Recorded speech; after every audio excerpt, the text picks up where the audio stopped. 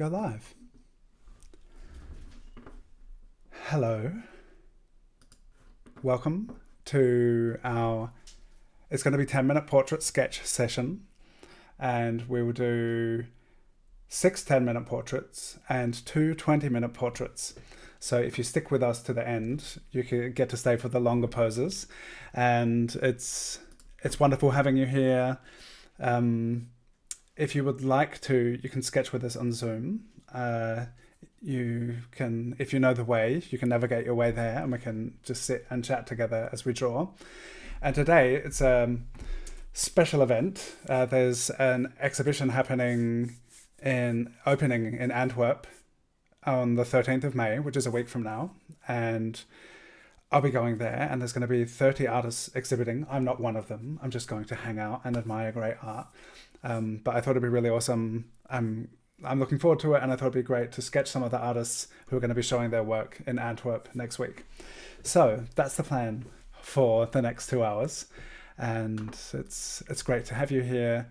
And if you can use the hashtag drawingwithdylan 10-minute portrait, and it's these artists, or if you're not aware of the Carreño Artist Collective, these are all Carreño artists that are going to be exhibiting at the Wish You Were Here exhibition. And I'd love to know who's here in the chat, so say hello. And if you'd like to win one of my original sketches, I'm going to be giving one away to someone who in the chat says, I would like to win. And I shall inform you after the live stream is finished who won. So if you'd like to win, let me know. And I do this whenever I do one of these longer multi-portrait live streams. I give away a sketch. So if you're interested in having one, join. I also sell my work if you'd like to buy one. But I love doing these giveaways, and it's great to have you all here. Blackie Francis, Alex May, Ikuden, super cool. I'm going to show you some art, and if you are joining in Zoom, if you could mute YouTube, that would be amazing. And because otherwise, that's okay. Otherwise I hear it and I get very confused. So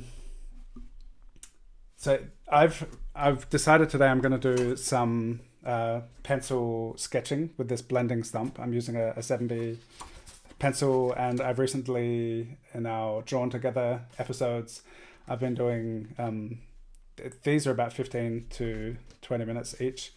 Been doing these pencil and blending stump sketches. So I thought I'll go with that today and see where it takes me. And I'm going to show you, so a special treat is I've selected some work from some of these incredible, or from each of these incredible artists that I'm going to share with you. Hi, Alexa and Astrid. Nice to have you here. Astrid would like to win. Excellent. So if you're interested in winning, just tell me that in the live chat. Say, I'd like to win, and you might. We're going to start with Camilo. Here is some super cool work by Camilo. And be sure, for each one of these artists, I have, here we go. Up here, it says, the Instagram account name is going to be up along with the name of each of these artists that we're going to be sketching. So let's get to it. I will put the timer on for 10 minutes. And we'll just sketch. And if you're in Zoom with us, feel free to chat. Feel free to not chat. And I'd love you to tell me in the YouTube chat, where you are, what you're sketching with, if you want to win a sketch. And let's go for it. That's how it works. We just sketch together. So thank you for being here. Let's start sketching. And if I can, I'll put this over here. And if it's not too much in the way, you'll be able to see how much time we got. So, great to have you here. Welcome back. I think it's been 6 weeks since the last one of these multi-portrait live streams where we did Faces of Stromae. That was the weekend before my incredible, wonderful, darling little sister came to visit. Did anyone see Claire's reel about the donkey? That was heartwarming and hilarious. Hi. Yeah, you see the donkey? That was me and Claire. Yeah, so cool. It was. Yeah, we like each other a lot. If you're watching on YouTube and it sounds like I'm talking to myself, I'm actually talking to my friends that are here in Zoom. And friends are welcome. And people aiming to wreak havoc will just be booted out. So just friends. Come friends. Come hang out. Yeah, it was so cool. So it'd been 5 years since Claire and I hung out last. And it was so nice spending time together.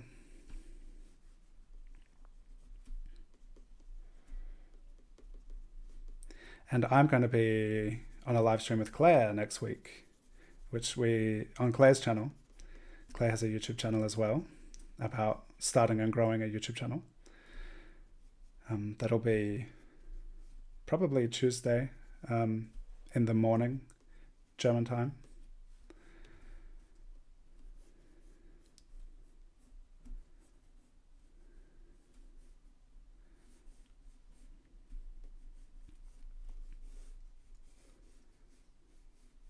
Is for those who have never heard of Carreño,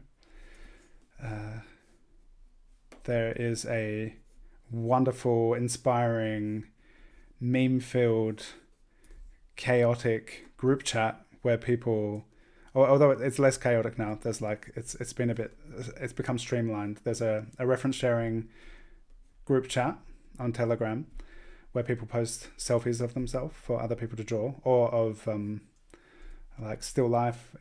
People can put in requests. People are like, oh, I need like a messy kitchen. Can someone send me some photos? And people will upload their messy kitchen photos. Yeah, it's just a cool artist collective, which I have been aware of and a part of since 2020, which kind of, yeah, it's really cool. And last year, around this time, Tsjebbe Van Damme, who will be sketching last, who we have to thank for this cool exhibition, which is going to be coming up next week. Tsjebbe put this exhibition together in Antwerp, and I remember looking at Camilo's Instagram stories because he had come over from Chicago to Antwerp, and I was like, oh wow, that looks like so much fun. All of these awesome, inspiring artists getting together, hanging out and showing their work, and just like making real world connections from a online community, and it just looked really cool. And Camilo was Shannon and my guest on Drawn Together 2 weeks ago, and we had an almost 3-hour conversation with Camilo and did a couple of portraits. And as he was talking about Antwerp, I was like, oh, it'd be so cool to go. And last Tuesday I booked my train tickets, and I'm going to be going, and I can't wait. So as I was contemplating who could we draw in the live stream today, and I'm like so looking forward to this exhibition and to going somewhere, because and going to Antwerp in particular, I've had wonderful experiences in Antwerp in the past and met wonderful people, and so it'll be really cool heading back there again.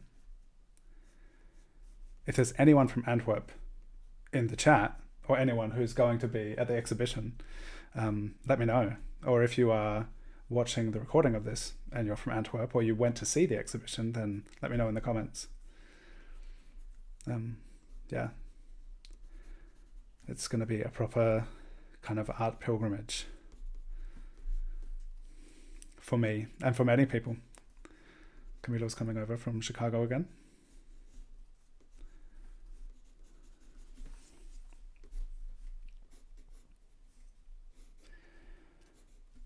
I'm going to take some sketching supplies, and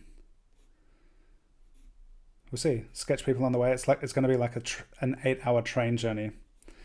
So I'll be drawing on the way, and I'd like to try and get some work done on the train. It's a long trip, and then just sketch people I meet. So that'll be fun.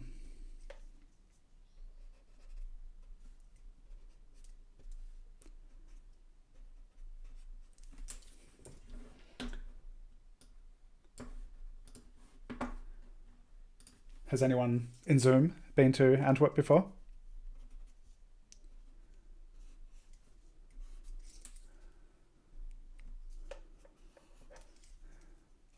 When I first came to Europe, I lived in Belgium.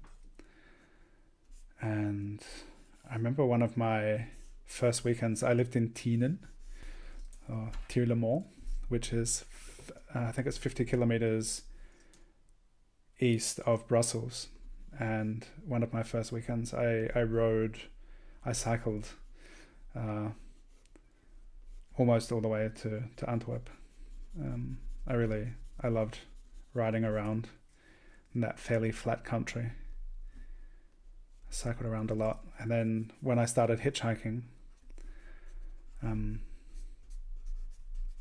Antwerp, I had friends there, and it was also one of the first places I went to. And then I randomly met some wonderful people who lived there, so I went back there, and I just kind of kept going back to the city.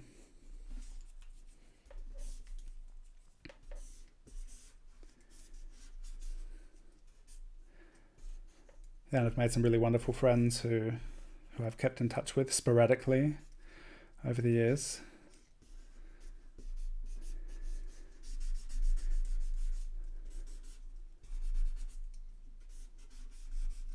So if anyone's going to be at the show or in Antwerp, let me know. We can hang out and draw together.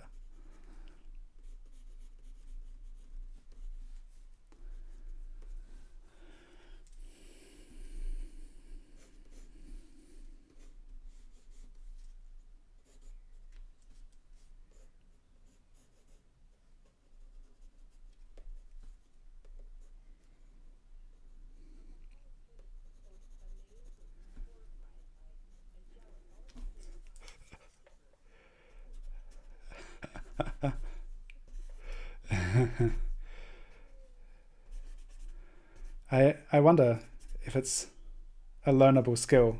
It was definitely like intimidating so the comment was just about being jealous and inspired and horrified by extroverts who can just go travel and do things. It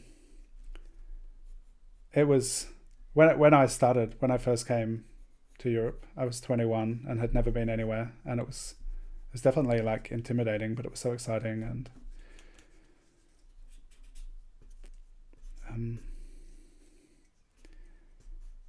And I think it's at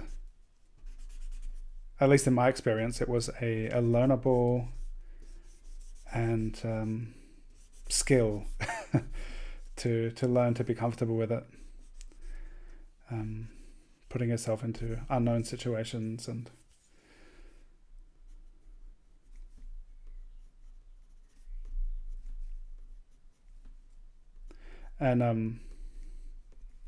when I started, it was actually a hospitality club, which was like a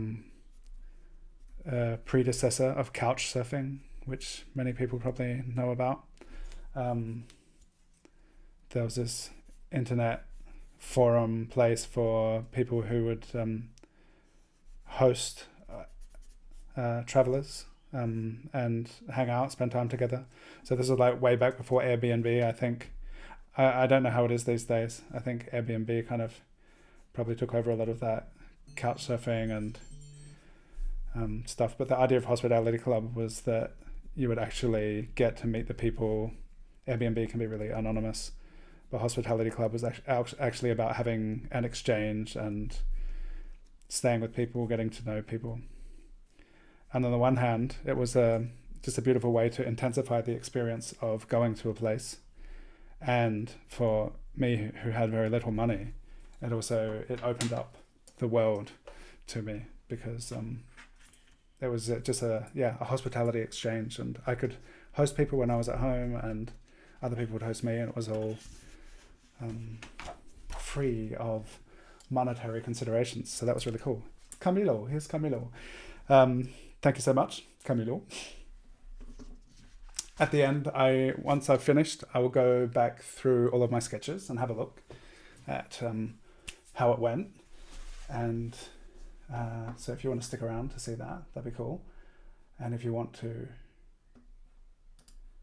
win one of these sketches, let me know in the chat. So next up, we have Ignas Pledys, Red Panda's Inflated Ego, who has... So a lot of these faces that we'll be drawing have been drawn and painted a lot. And here's a selfie drawing by Ignas.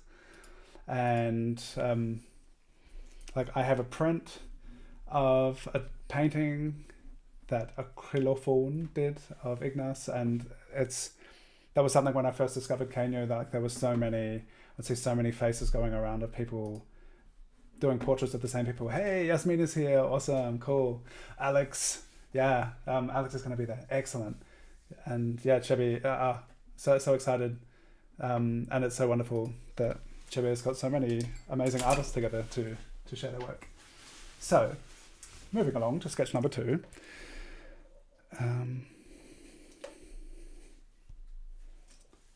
So as I mentioned earlier, if you want to like hang out and chat, I have Zoom open too.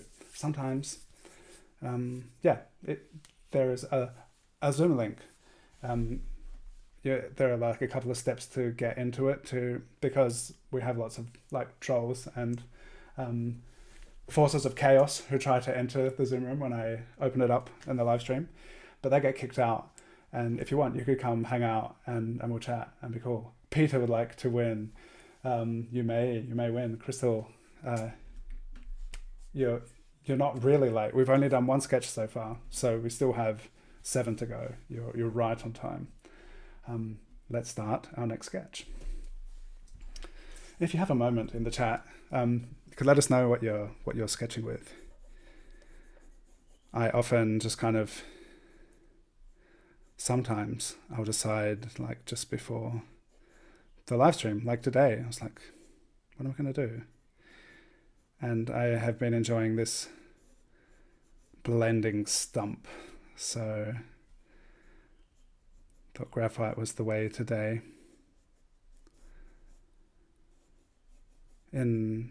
Was it April? No, March. I was doing a 10-minute portrait live stream a day of musicians, and I focus on ink all month with those ones.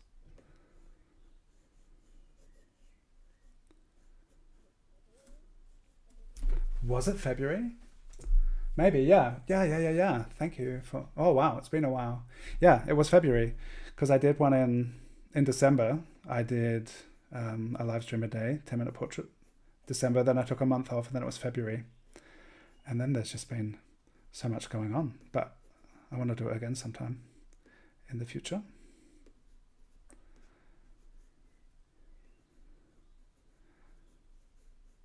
And I was starting to wonder if maybe next month would be the case, that might work out.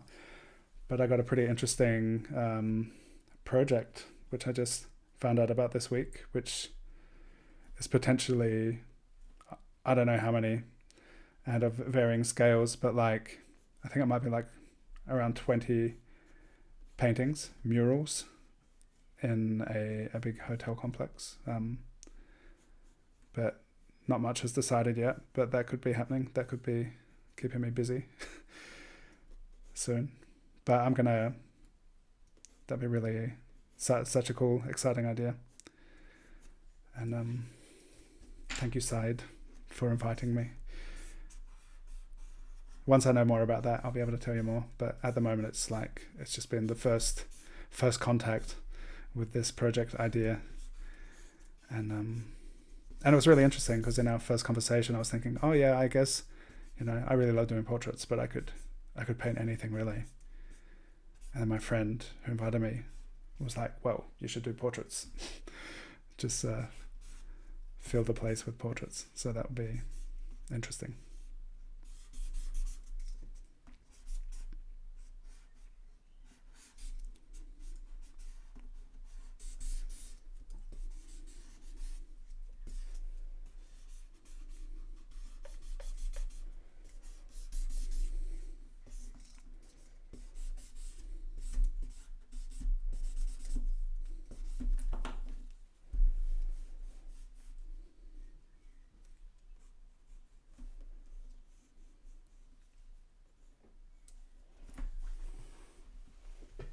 Thank you, Crystal. You're in the hospital. I hope you are either well, healing, or just getting the care and rest that you need. Thanks for joining. And you're using pen, cool.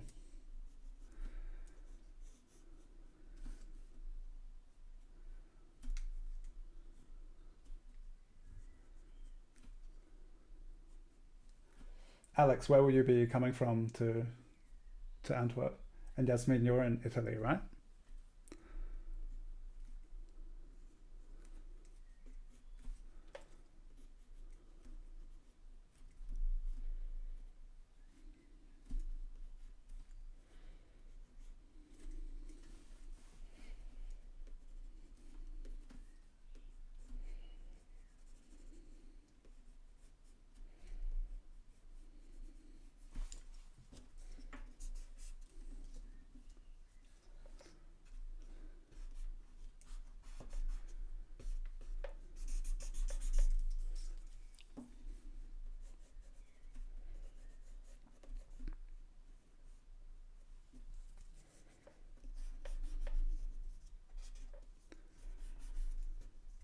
It was like 2004 to 2008. I spent a lot of time in Belgium.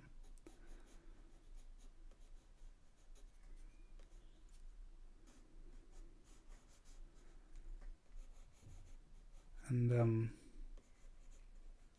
it's pretty cool how close everything is there. And Antwerp's like super close to Amsterdam, which is not in Belgium. But yeah, I was kind of set up to with a working holiday visa for the Netherlands when I met Kira, and then I stayed in Germany instead of going to spend a year in the Netherlands.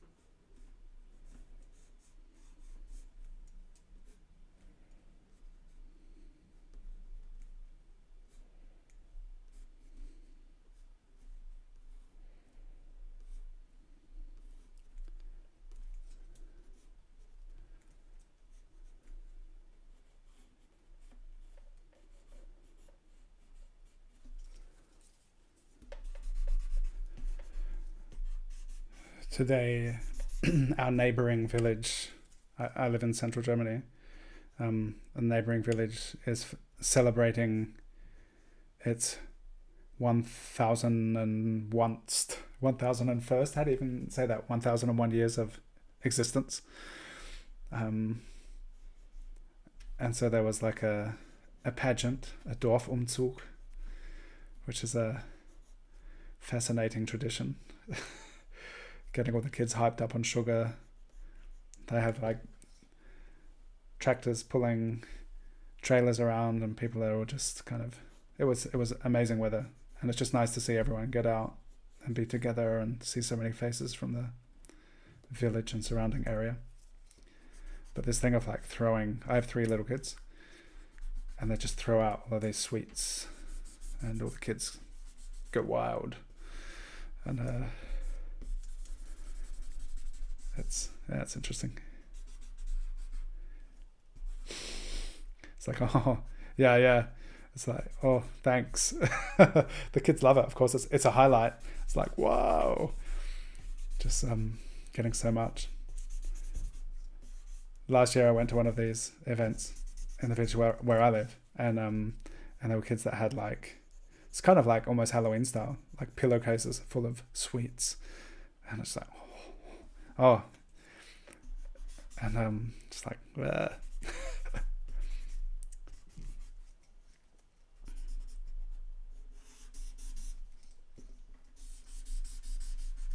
It's all good fun until it's not, and the kids have their sugar crash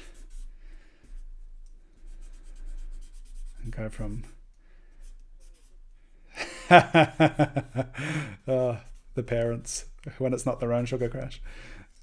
But it's an intense emotional experience for sure.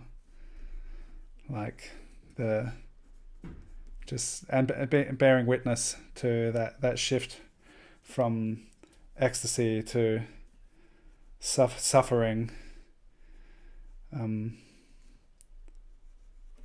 There was this really cool bouncy castle that had a slide in it, and so all the kids are like bouncing, sliding, and they climb up and slide down. And Arvid, who's 7, he spent at least half an hour just going up and down and up and down, and it was like, it was amazing. And then until he had his emotional breakdown, and then it was time to go. But it's really great. It's great to see everyone out, kind of being there together. And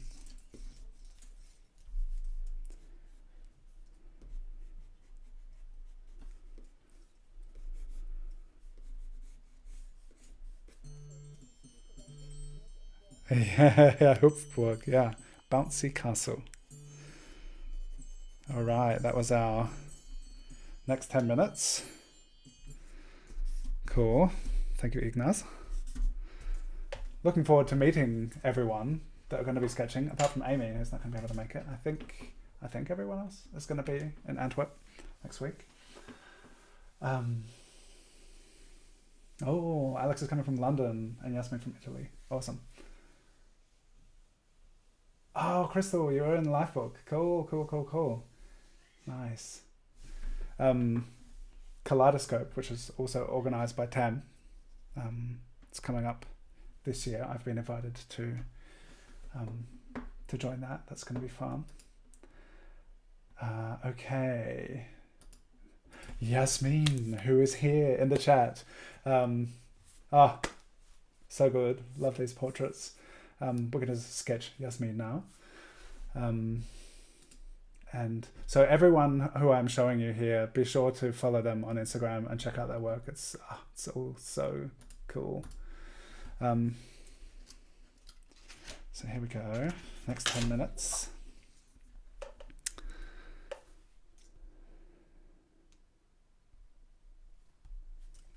All right. Are you ready?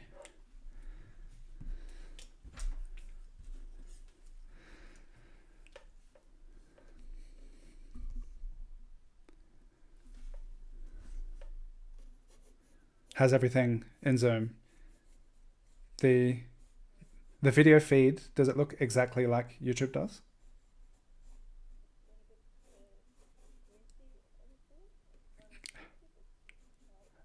Okay, I like that, greasy. It's greasy. Okay. Greasy resolution on Zoom.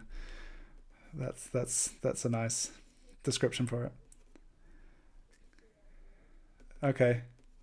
Well, yeah, you could leave Zoom open for the conversation and YouTube for the resolution. So I use OBS, Open Broadcasting Software, to do my live streams, and there's this thing which is called virtual camera, and the setup that I'm putting into YouTube, I can put it as a camera feed into Zoom, but it's greasy.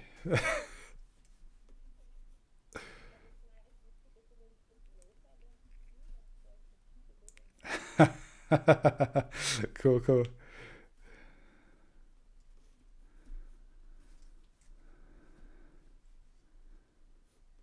So there's a bit more lag on YouTube.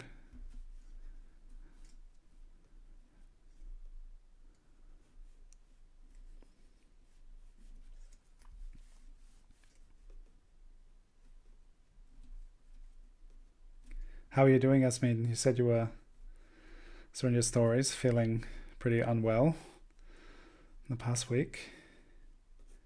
Getting all that out of your system, so next weekend will be amazing, no doubt.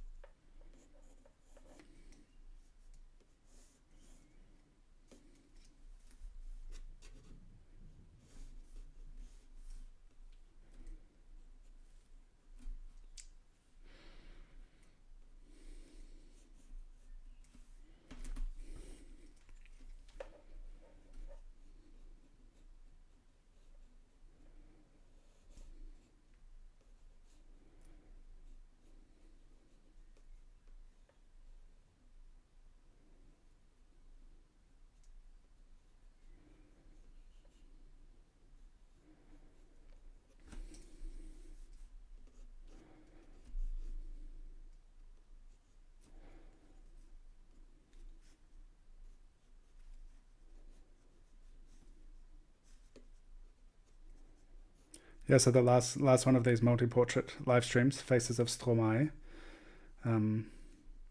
Did many people listen much to Stromae's music? Because I listened to it this morning. I got totally into his music. He's also a Belgian artist. But probably the oh, cool. Yeah. Did you hear the new song, Animal Flow? Just came out like yesterday from Ren. Yeah, it's really interesting. All of the like if you're following his stories and kind of what's going on with his medical treatment and like there's that High Ren, incredible song, and then to like that those to kind of be experiencing real time some of the health issues that he's going through and stuff. It's really an interesting window into like his life and creative process, and it's really intense and powerful and wonderful.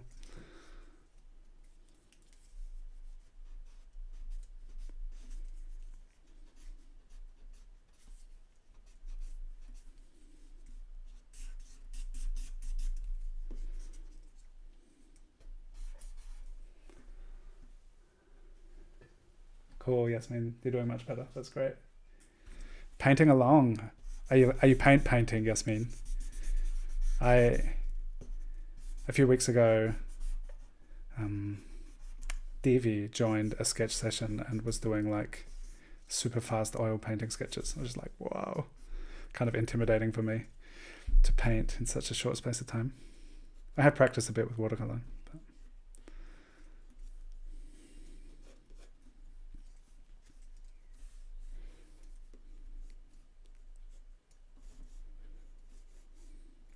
If anyone wants to spend more time on these, like sometimes I feel like after 10 minutes, it's like, oh, it's still, it has some potential. Sometimes it's good to stop after 10 minutes, like, oh, this is not working out. But you can like grab screenshots or come back and rewatch it or whatever. Hi, Shannon, welcome.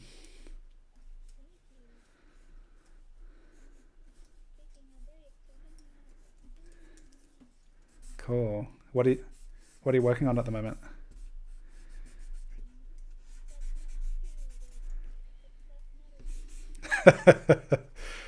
Plus nuttery. Uh, cool. What are those plus nuts doing?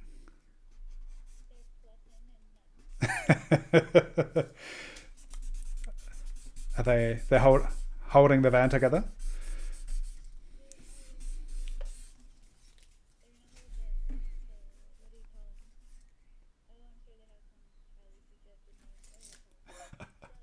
Ah,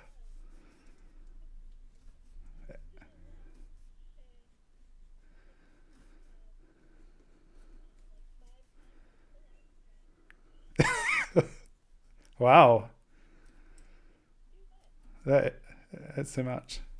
That's so much strength. Those are some strong nuts. That's why they're called plus nuts, because they have plus strength. Is that in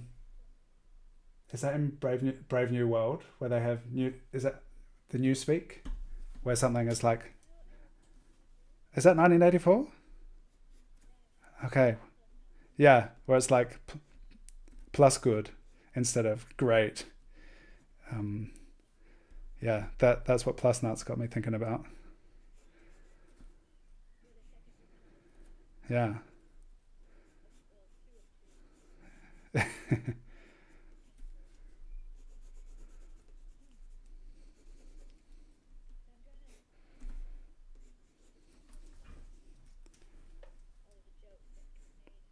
yeah, I love. Yeah, but I loved seeing Tolling, and that's Justus, right? Yeah, seeing their nut jokes in your stories. That was nice. To not. Cool. If anyone on YouTube would like to know what all this nut uh, reference is about, you'll have to go to Parrots Carrots on Instagram and check out her stories. A lot of nuts, a lot of plus nuts. Yeah, that's right. We actually had nuts today. We had yeah, sweet nuts. There's this village festival happening this weekend. So there's a Mandelbrennerei for roasted almonds, and you can get almonds covered in. You can get nuts with all sorts of deliciousness on them. The most delicious nuts in town. Um, like cinnamon. Well, yeah, they soak them in something. So they've got like this. Um, the ones Arvid chose were chocolate and coconut, um, which were actually the first ones he saw, and he was like, so he wanted those ones. He is. Oh, he, he is. I have a good story. I have a good story, um, which a lot of people, parents in particular, have been kind of like terrified by. But we're like, well, it's a pretty good story because Arvid's just learning to read. So he's 7, and he's wonderfully clear with his desires. Uh, and he gets up. He's the first person in the house to get up, and I used to get up with him and hang out. And then I realized, hey, I can go back to bed. I don't have to get up at 5 o'clock in the morning. So he'll get up in the morning and just have some time to himself, reading, playing, having breakfast, doing whatever he wants, basically. And because of this big party that's happening in our neighboring village, there was a food stand that says Bratwurst on it. And because he's just learned to read, he saw it and he was like, Bratwurst. And we don't eat Bratwurst, but he loves it. We're vegetarian, but he loves it. He loves meat. So this morning, yesterday morning, I got up at 6:30, and he had already come home from an outing where he decided he was still in his pajamas. He put his shoes on, and he was like, "I'm going to go to the neighboring village and go get a bratwurst for breakfast." So someone brought him back home because they would have seen this young kid going along the road at like 6 in the morning by himself. Yeah, and he just came home, and he was so excited. He was like, "I want to get bratwurst, but someone brought me home." I was like, and so a lot of people are like, "Oh, that's terrible," but I can totally imagine just his clear. It's like that's what I want to do. So he just went for it, even though it would have taken him an hour to get there. But it all ended well. Okay, thank you so much, Yasmine. Um, you have some deadlines. Well, the funny thing is, I thought it was going to be like he'd be like straight to the bratwurst, but once we got there, he was more interested in like candy floss and sweet nuts and stuff. So I thought that was going to be the thing he'd want, and it would bring this fulfillment to his desire, but he hasn't had his bratwurst yet. Okay, here a couple of portraits by Peter Salmi, and the one on the left is of Tsjebbe, who's organising the exhibition, who will be drawing last today. And you can check out Peter's work, Son of Romano, on Instagram, whose profile picture is drawn by Shannon, who's just talking about nuts on Zoom. So let's draw Peter.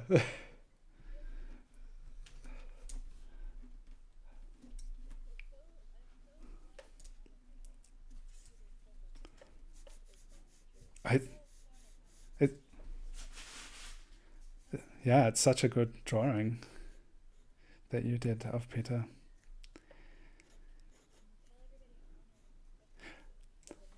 Okay, so Shannon has just been profusely saying how honoured and moved she is by the fact that her drawing of all of the incredible portraits of Peter, that her drawing is his profile picture, and please never change it. So if you're watching Peter, you can't change your profile picture now. Yeah, if it happens now, it'll be really be gutted, right?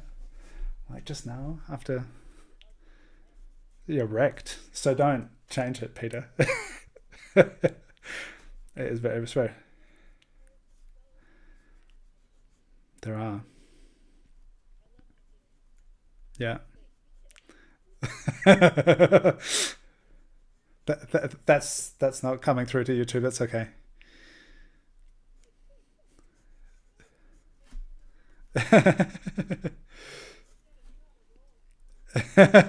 It's just all of the plus nuts.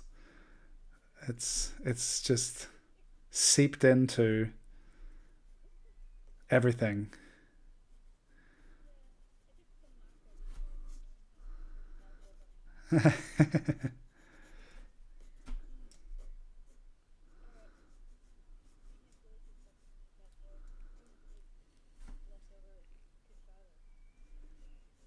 Hmm. What's cassava?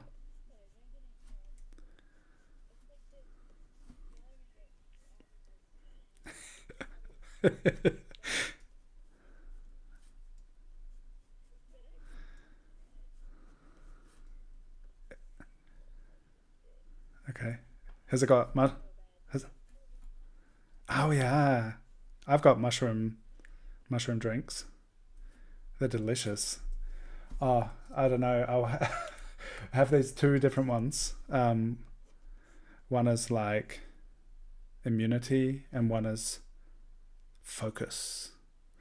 So what's the lion's maid, you know that one? Which is called like Engelbert Stachelbart or something in German, which is this incredible mushroom, lion's mane mushroom. It's good for brain health, for the upkeep of your synapses, and it's got all sorts of other.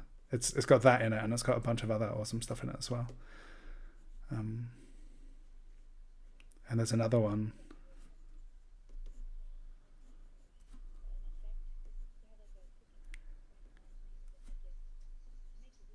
I think it's just delicious. It doesn't. I haven't had any goofifying or hallucinogenic experiences with it. It just tastes so good. And then just kind of have to have faith and hope that it's also beneficial for my health. And the other one is it's kind of supposed to be like a substitute for coffee, which I don't think. I don't know if it really is. But it's got reishi in it and a bunch of other delicious stuff. I will let you know. It came with some beautiful diagrams of all the things that are in it. It's very aesthetically pleasing. The packaging has there's a nice illustration of a brain. A on the brain one. It's, I think it was some, did I see what? That's okay.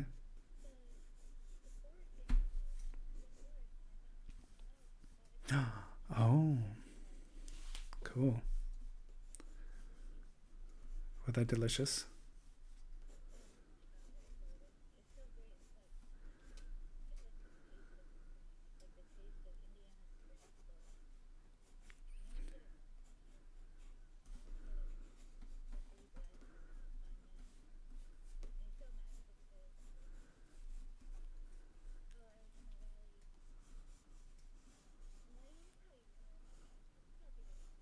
Okay.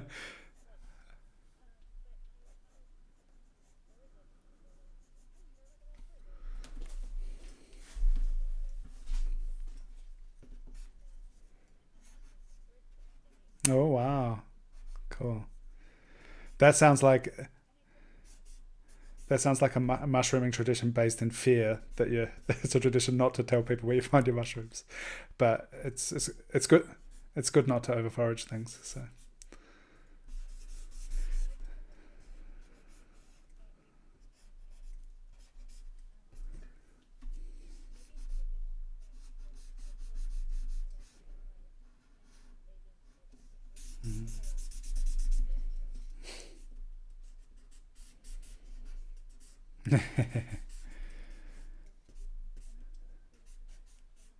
do Do you now feel like a deepened connection to the forest, having partaken in the fruits of the forest? Like that now you're in the mycelia network, and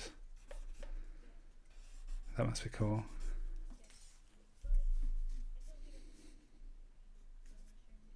Yeah.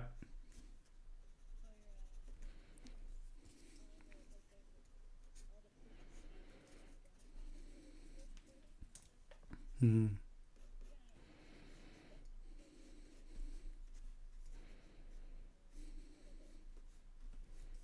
cool.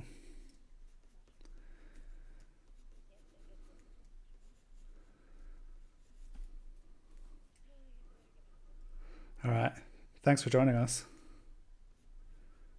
And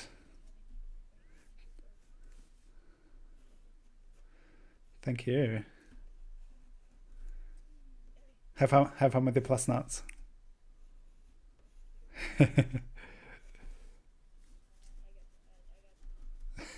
Bye.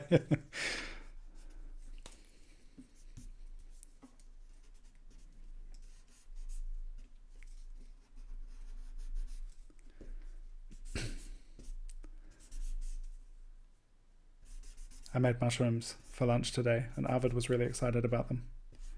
And then he refused to eat it.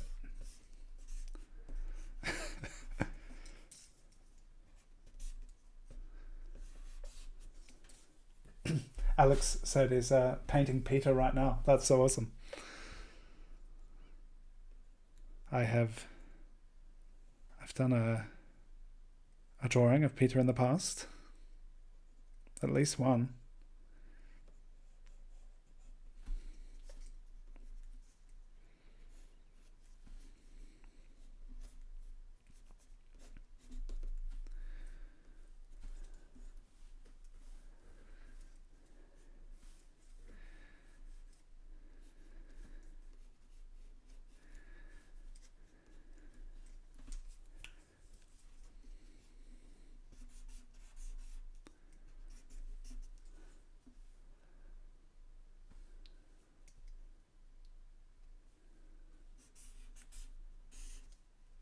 So Yasmine, you're working on a painting that you're going to be hopefully showing next week at the show. I'm so excited to see what everyone's going to be sharing. It'll be awesome. Thanks for hanging out as you paint.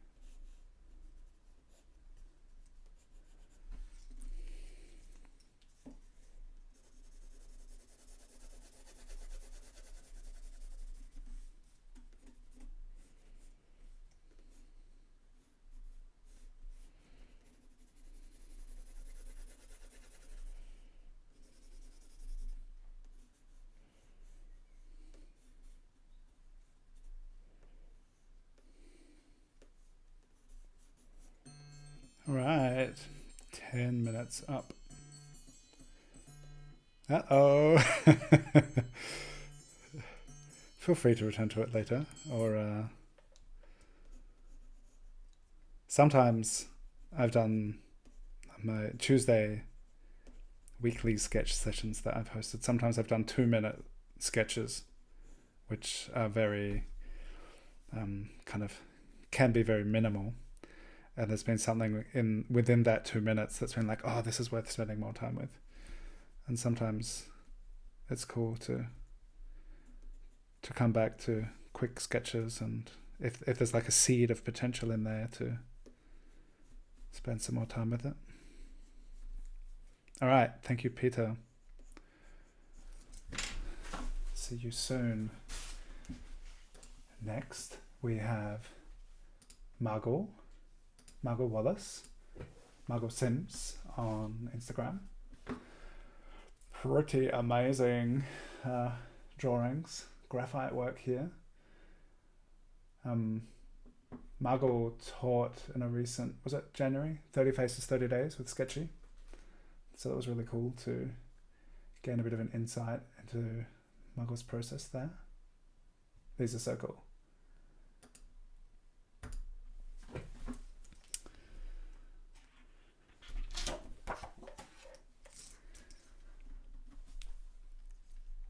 All right.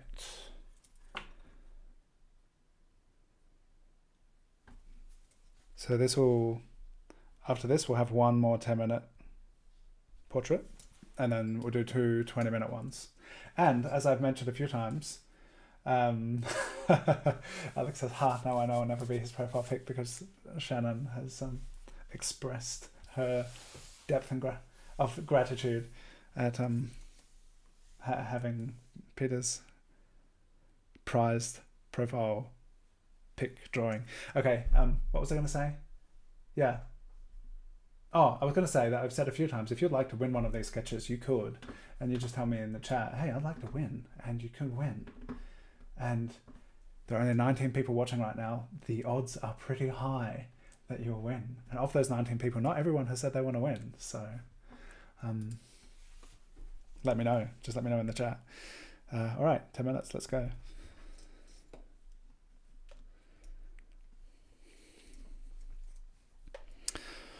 This is such a cool photo, and kind of like a bit intimidating with all that hair, like for the 10 minutes, but we'll just see what happens.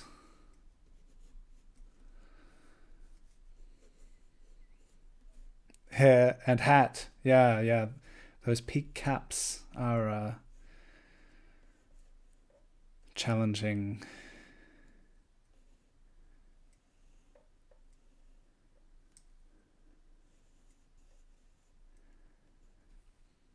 I just try, like, Grease is pretty much always wearing his cap. And I'm like trying to get that. What was that?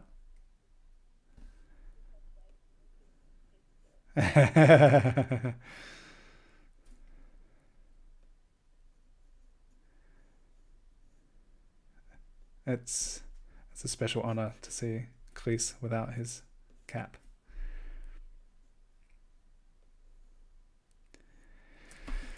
Yeah, and like I do when drawing so many things, it's like a long and consistent practice of trying to draw things by observation, of like trying to gauge angles and distances,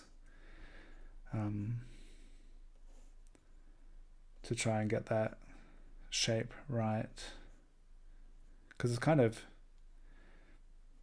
yeah, the perspective on a peak cap is pretty confusing.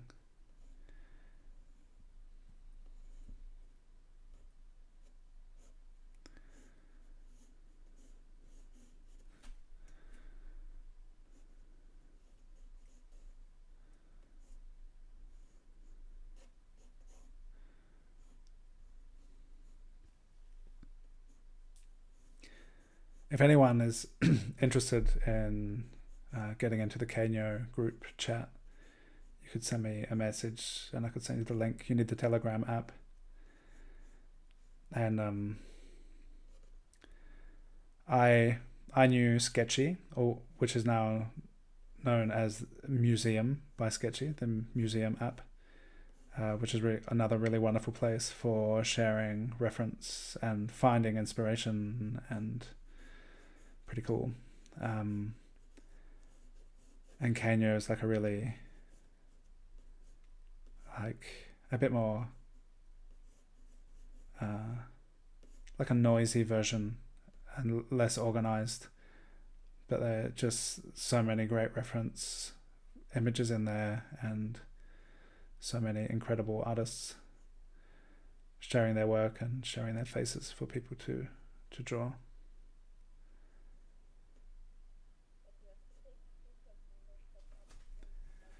Oh no, you don't. You can take screenshots, you can download.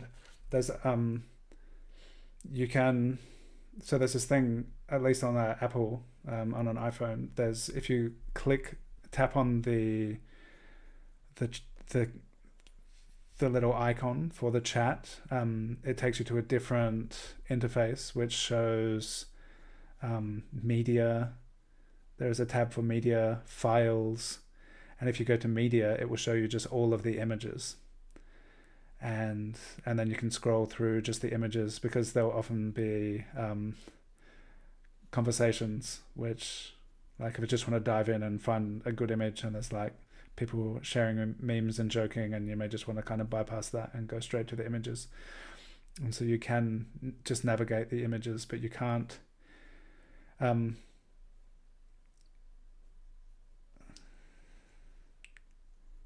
if you could mute your YouTube, that would be really cool, because I can hear it in Zoom. But welcome to Zoom. Nice to have you here. Yeah, with Sketchy or the Museum app, you can like put in, like, you would look for Dylan Sara and you would find me, my work, my reference images. And that there's no kind of it's not, things aren't as findable in Canyo, so you just kind of have to dive in until you find something awesome to draw, to work from. And it doesn't take long. There's a lot of really cool reference photos.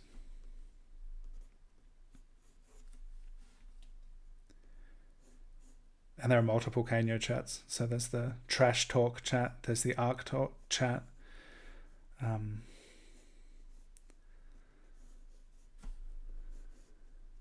And there are people who, I guess there are probably people who don't share reference images, although the idea is like an exchange of inspiration. But there are definitely people who don't participate in the chats.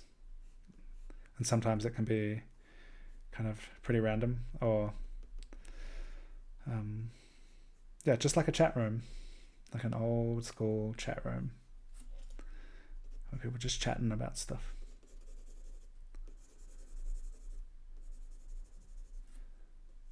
And the cool thing about it is that like, I think so many people there, as they are artists, they have a really, like, a nice eye for cool reference and cool lighting, and so a lot of the quality of the reference which is shared there is really very drawable and paintable. A lot of really cool stuff.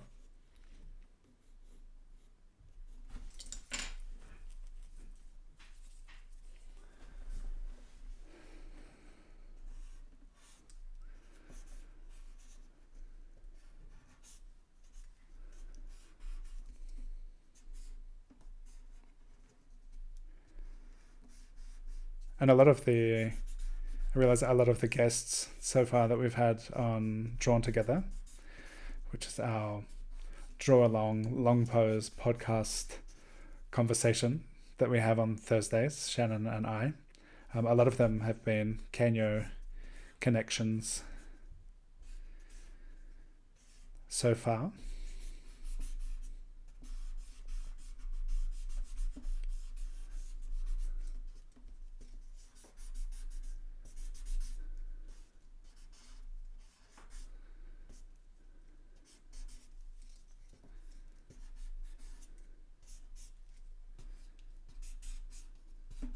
Yeah, and if you're here and you haven't watched Drawn Together yet, it's now a YouTube podcast, and there's a playlist you can look up. There are 20 official episodes and a couple of bonus ones, and some really cool conversations where we just chat while we're doing a longer piece together. Lots of fun. And also, if you're interested in doing more of these time portrait sketches, I also have a playlist which has a whole bunch of 10-minute portraits that I've done on YouTube that you can draw along with. It's really great. I've seen Zan catching up with some past 10-minute portrait challenge stuff, and it's always really nice to see. My pleasure. Thank you for drawing along.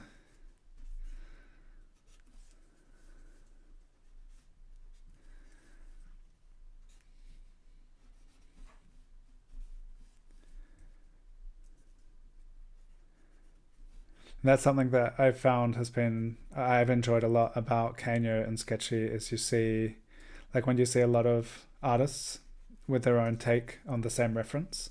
I remember the first time I started seeing it was with Sketchy, which I've been with since like 2016 or something. And it was like, oh cool, like seeing all these different interpretations of the same image, how people handle it differently, and sometimes radically differently, or similarities, or what people are kind of what everyone brings to it. That each piece, each interpretation is a wonderful, unique expression.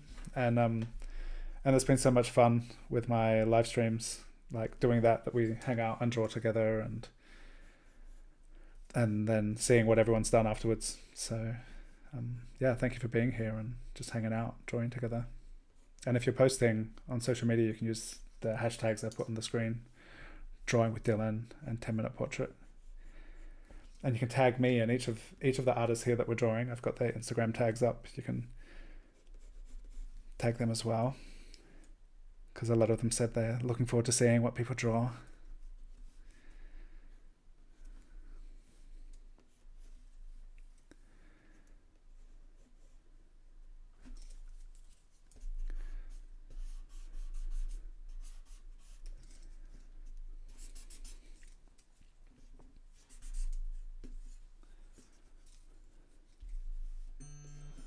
All right, 10 minutes. I feel surprisingly good about this. I was pretty intimidated to draw this one, but it turned out all right, I think. How's everyone else doing? Hi, Uli. Welcome to the party. We're still in focus? Yeah. Okay, so we've got one more 10-minute portrait, and then we're going to do 2 20-minute portraits. And now we have Aimee Zia Hasan, who also loves 9 Inch Nails, I believe, which is great because I love 9 Inch Nails. And but these are just 2 beautiful paintings. So cool.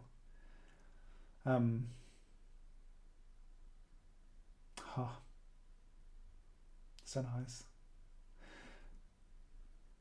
Let's sketch Aimee. So Aimee has shared is also a very drawn face. I have a drawing on my wall that I did of Aimee, and I've seen so many awesome renditions of the cool photos that Aimee has shared, and it's pretty hard to choose one, but we're going to do this one now. And 10 minutes with Aimee.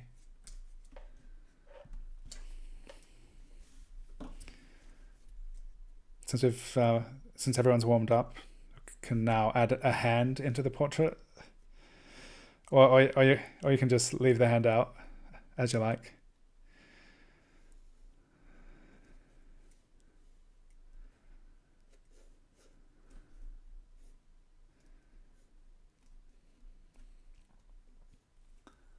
Oli, thanks for sending the photos of your Oma with her portrait.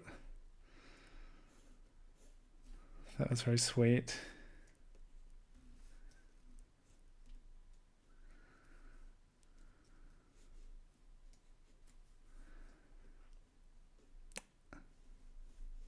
I really like the big dark shapes in this image.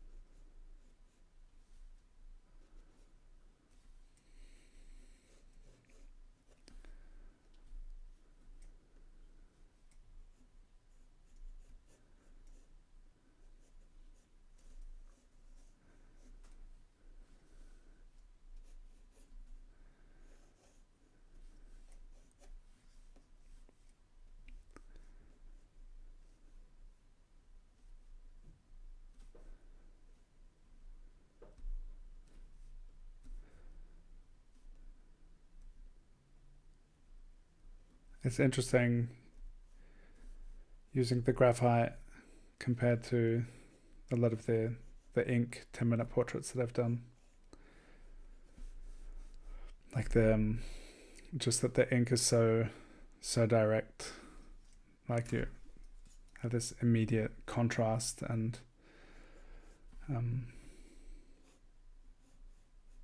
very, very decisive. And yeah, it feels really different working with graphite. Something I noticed through I spent years only using ink, and I had a mentor, Rebecca Gay, who suggested I use ink because I almost worked only in pencil and was very indecisive, very hesitant. Which is like, oh, I think you could benefit from doing some work with ink.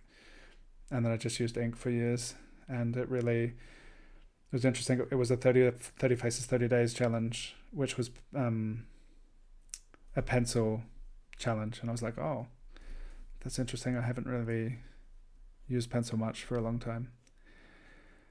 And when I participated in that, I really noticed that how all the time working with ink had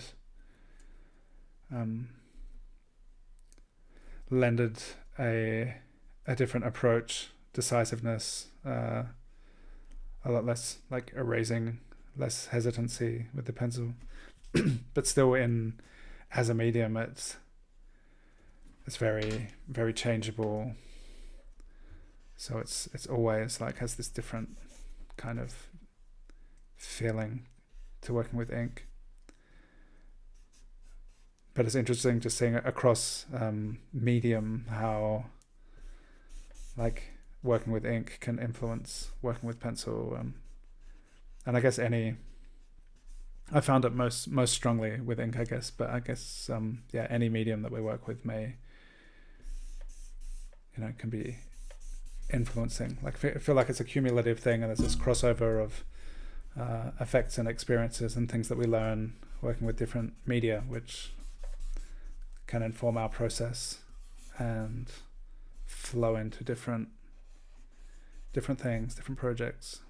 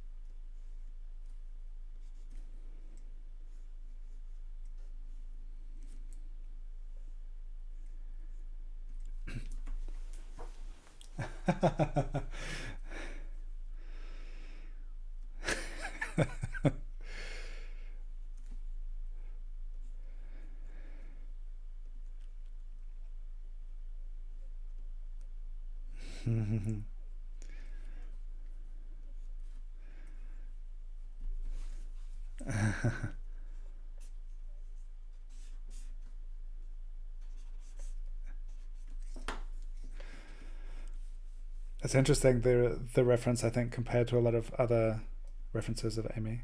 So there were some people in Zoom having a hard time drawing this.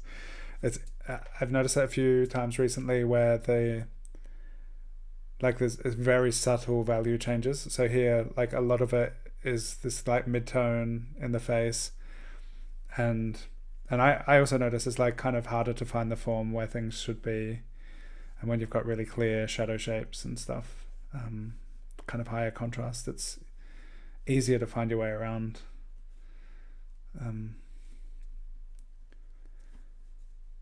And I think a lot of the references, and I took a bunch of screenshots of reference of Aimee, so many cool ones, and I felt like this was really different to a lot of the other ones that I liked. And there was just something about the big dark shapes which made me think, oh, I'll do this one. And Aimee also has on Instagram a bunch of reference of herself that you can check out and draw from.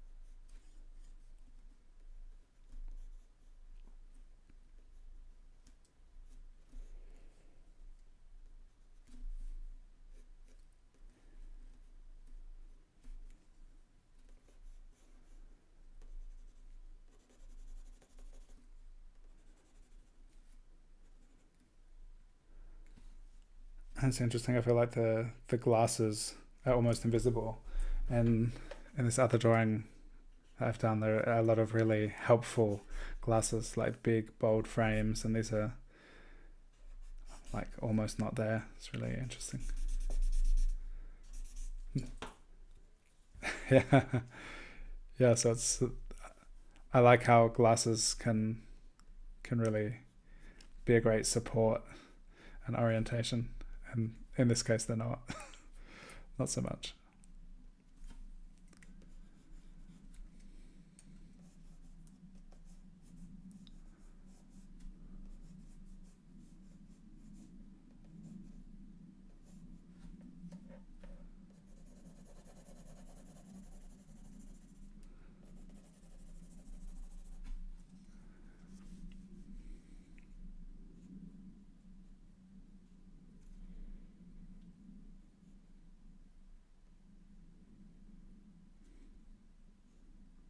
I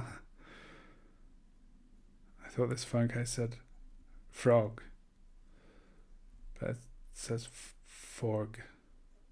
Yeah, forg. That's cool.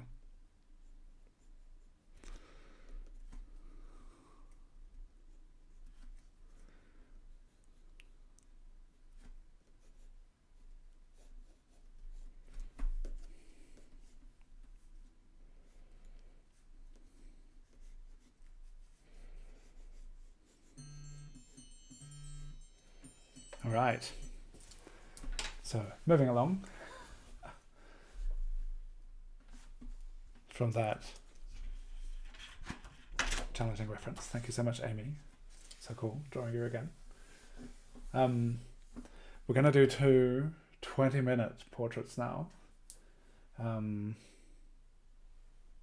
the last time I did this, it's different now because I did like 10 minutes line work and then 10 minutes like color and value and stuff. But this time I'm just gonna be all graphite, so I don't think I'll break it down to like 10 plus 10. And I have we've got Saskia Widdison,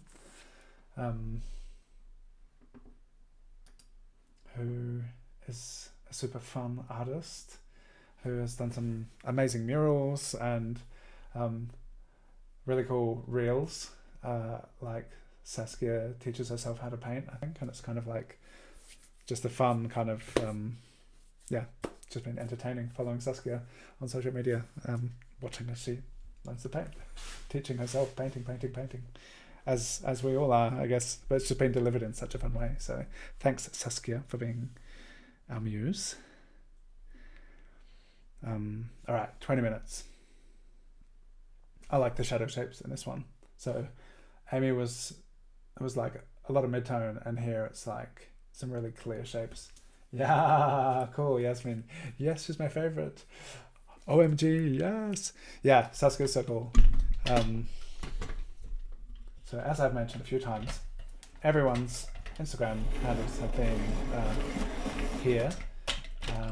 And check them all out because there's so much wonderful art created by these people to discover. All right, 20 minutes. I wonder.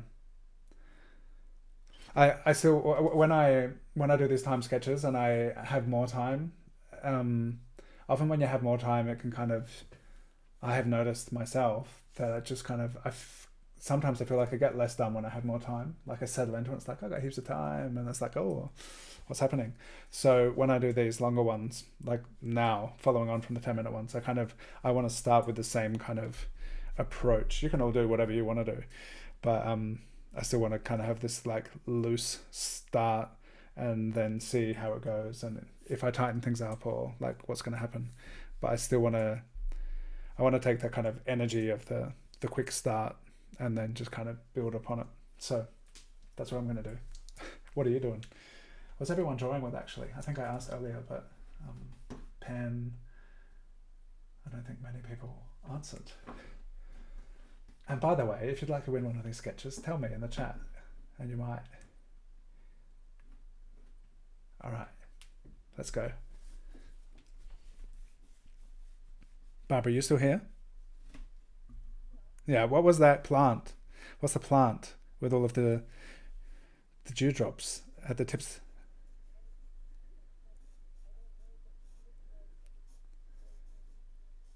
Bienenknopf? Wiesen.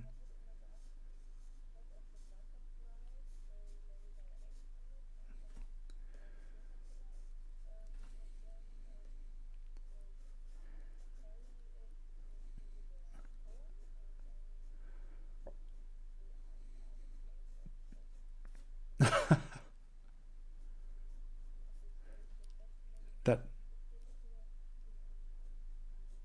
Oh wow, that does sound amazing. Wiesenknopf. And so those dewdrops is what the caterpillar eats. Okay. Because that looked really amazing.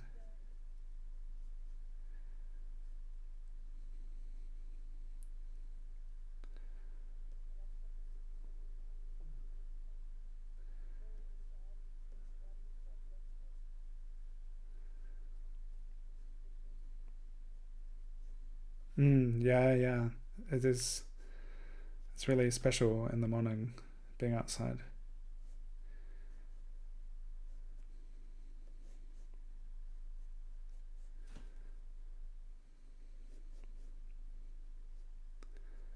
I now want to know what Wiesenknopf is in English. But it's a whole different, like the plants where I grew up, they're all different anyway.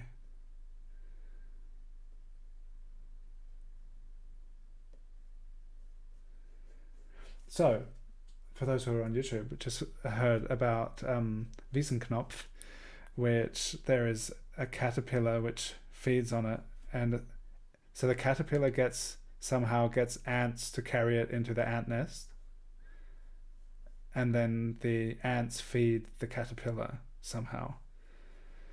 I don't know how the caterpillar convinces them to do this, but it's so cool. Whenever whenever animals have like somehow a symbiotic relationship with other animals, it sounds a bit like a kukuk caterpillar. Somehow this caterpillar, which doesn't belong in the ant's nest, gets raised and taken care of by the ants. It's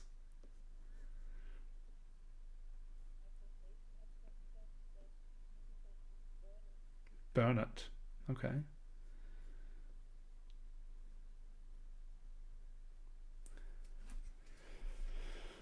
Never heard of it. Burn it.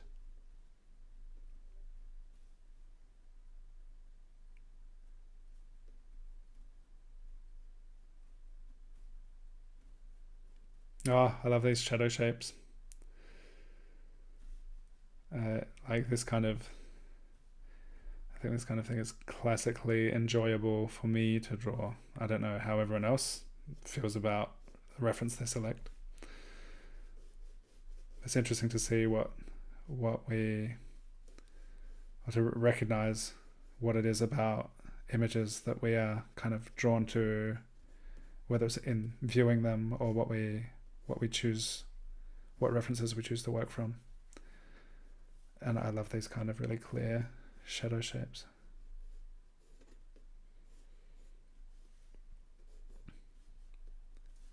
I think it just helps so much finding a way around the drawing. There's like so much to hold on to as we,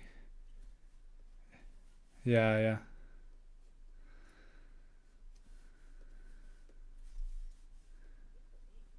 Yeah, really good for ink. This would be amazing ink reference.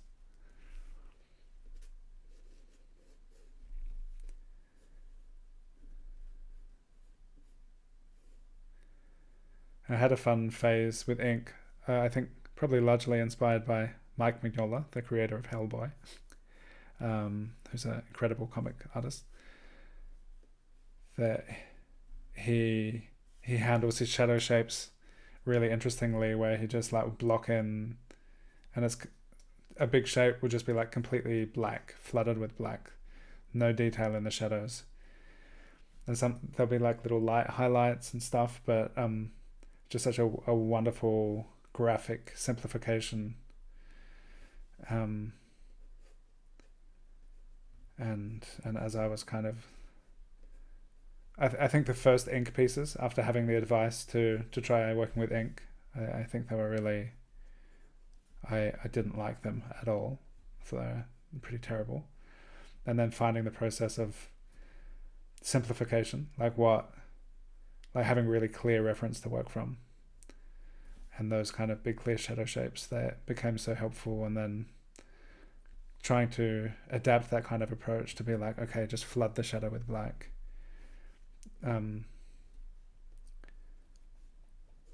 Was a really interesting way to learn. And then I feel like the more you learn, it's because you can reduce it to two values. You can just have black and white, and then the more you practice and like recognize different shapes, you can find all these different subtle transitions and shifts within the light and within the darkness. And I feel like it's really cool to start with that, like oversimplification of just light and dark, and then if you, because then you can work pretty efficiently. And that's been a big thing, like for me, over the past years. Like I want to get things done after spending years where I would take a month to do a painting. It's just like, okay, I just gotta kind of get some stuff done.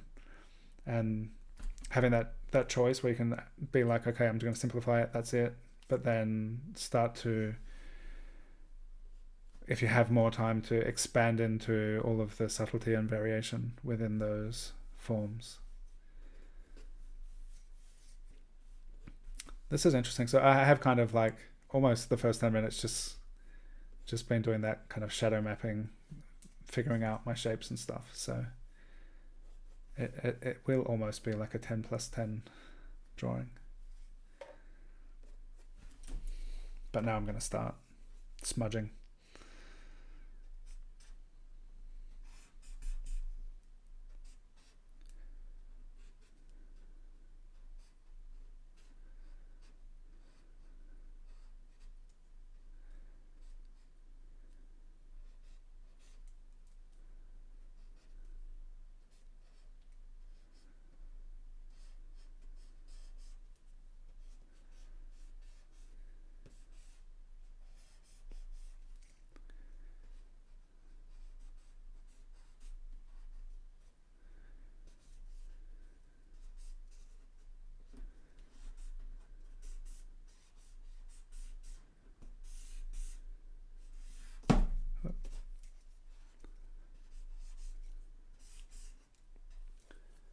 Does anyone here have like really clear preferences in what you like to choose to work from, or in terms of reference or lighting setups? Or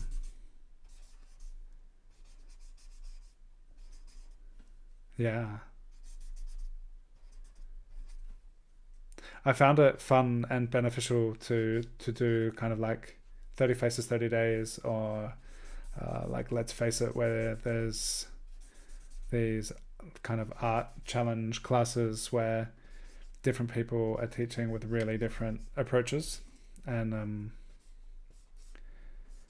because it's super interesting sometimes when I've been like, oh, I would have never chosen this reference, but then to like be presented with something which maybe wouldn't be my go-to choice, and then to start to realize, oh, this is really interesting, this approach, or like this different kind of lighting setup which I normally wouldn't have had an eye for, perhaps.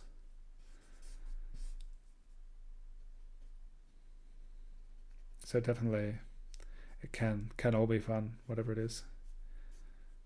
It's kind of like it's really enjoyable to draw or paint something, whatever it is. You can really get into the exploration of shapes and value, and it's always fun. I just notice in my own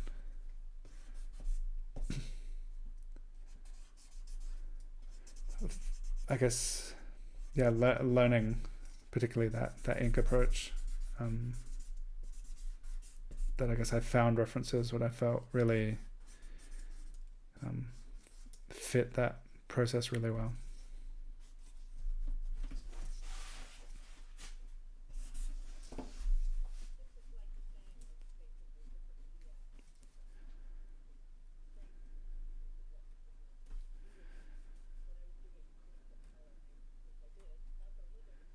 Oh wow, yeah, cool.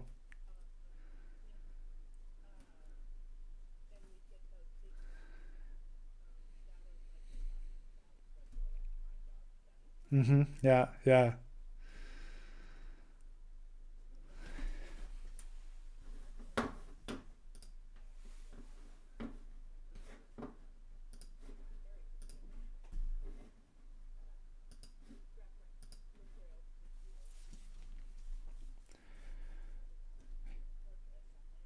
Yeah, yeah.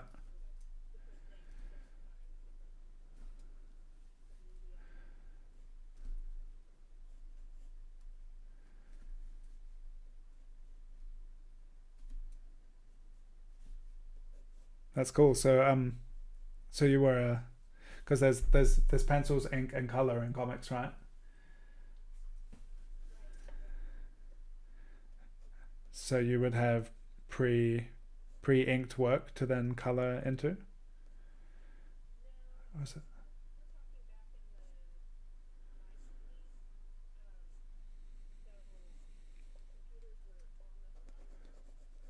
Okay. Hmm.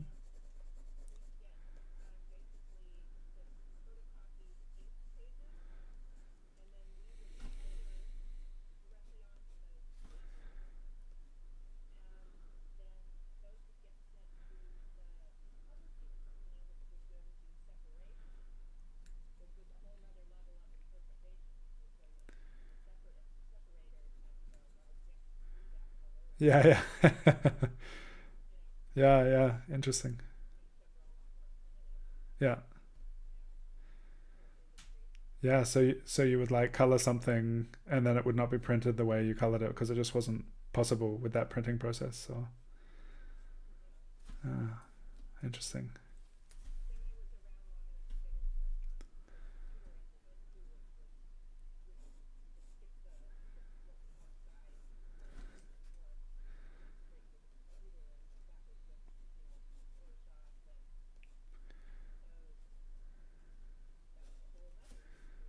Yeah.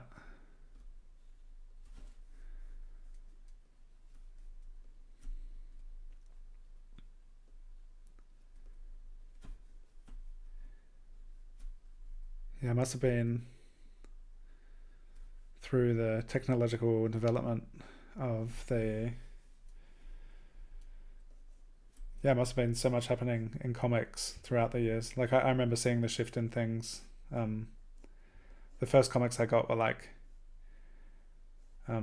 would just be like in these random bags of like I was talking about it with uh, with my sister when she was here that there was like this Adelaide show where it was like people would go and there'd be like rides and junk food and people would be showing their best cows and chickens and there'd be fireworks in the evening and there were these bags you could get um, and that had like whoopee cushions and uh, like just all sorts of stuff in it, random things.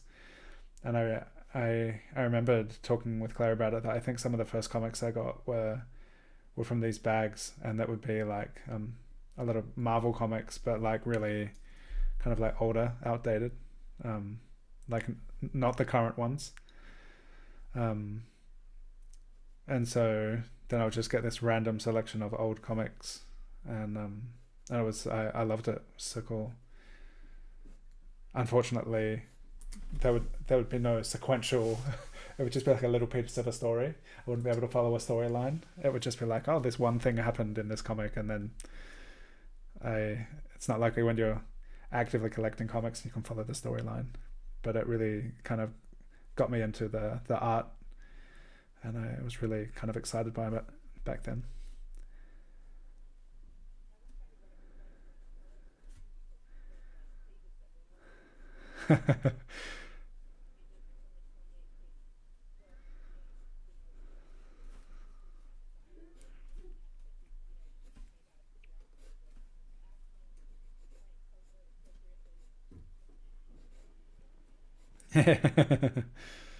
Yeah,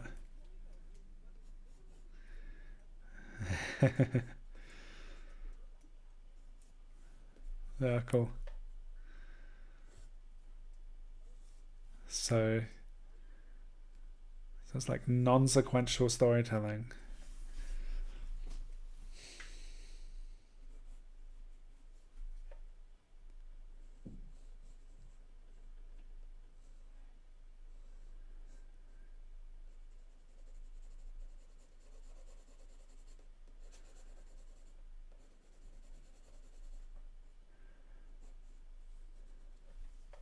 Haha.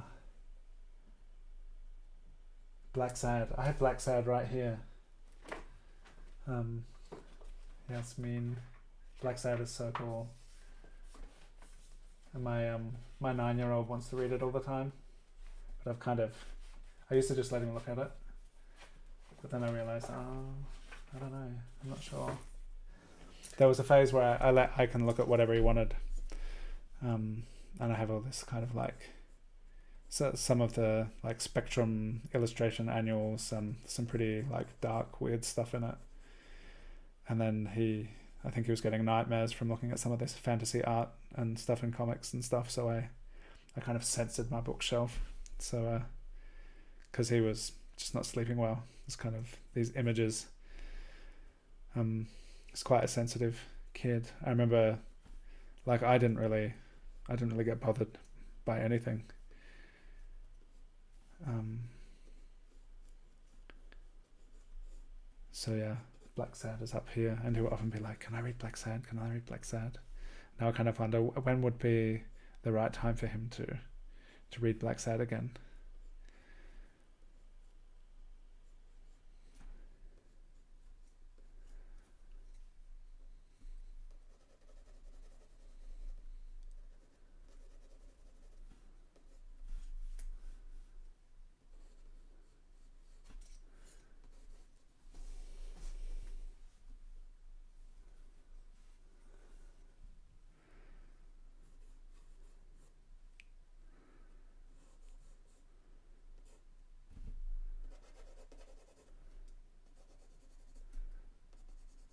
I have some really cool art books and comics up here that I would have loved to read and look at when I was a kid. So I've just recently been wondering when's the time right, because some of it's pretty, I guess, can be pretty disturbing.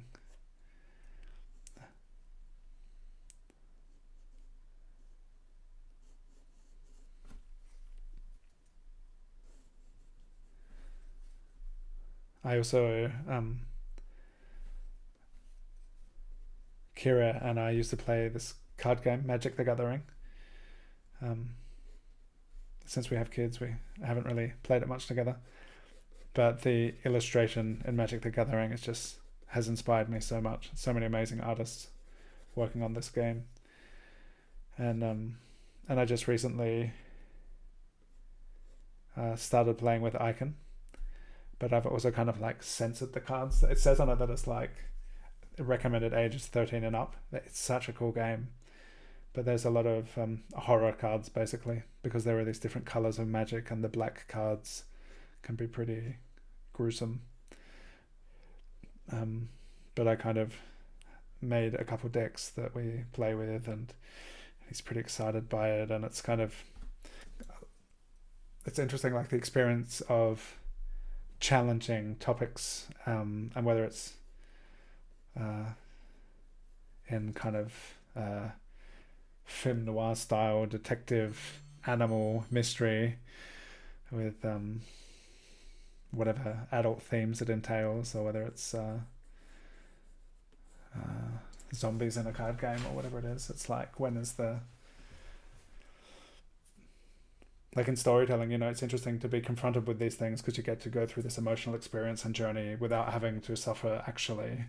But just noticing how sensible and open he is to these experiences, it's like really, it's like a balancing act to figure out what's good, when's the right time.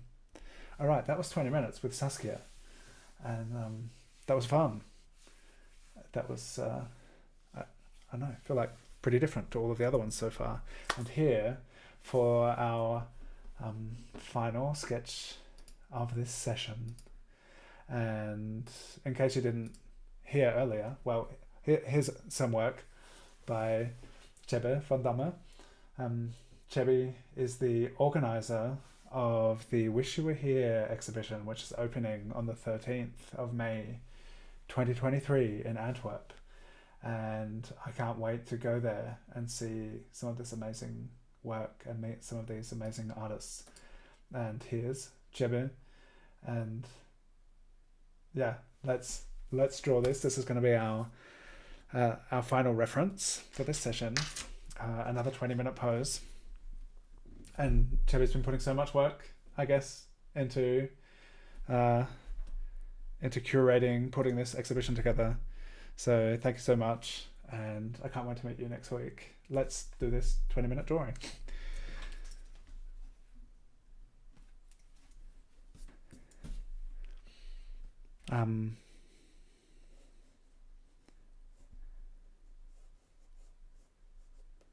It's gonna be so cool, just meeting so many of you and seeing so much cool work.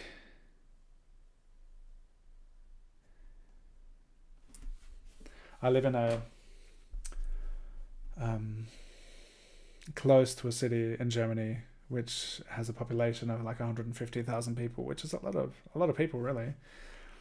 But the visual arts scene is kind of limited. compared to other cities. And this is a university city, but there is no art taught here, and it has a different focus, I guess. A lot of medicine. I know a lot of physicists here, and there's a lot of literature and theatre, but visual representative art,